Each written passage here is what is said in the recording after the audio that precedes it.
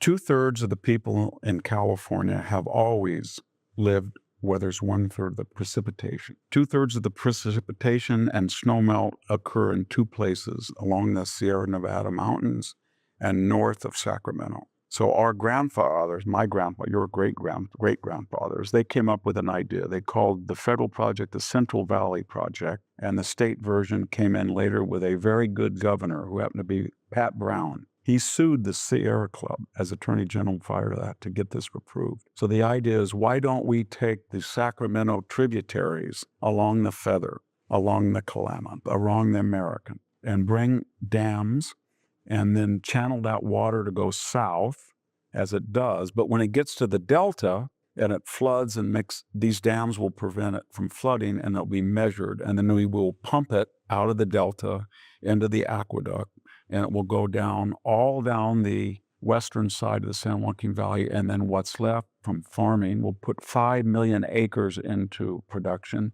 and then we'll pump it into Los Angeles, which was running out of Colorado River water. And that was the idea. And they had a whole plan.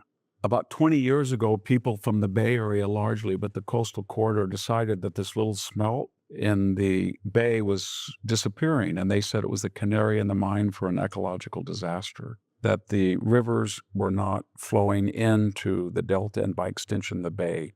So they said, we're going to stop all that water. And they went to court. They didn't get a plebiscite. And they stopped a lot of it. So they started to release 90% of the water that was in the delta that was fresh.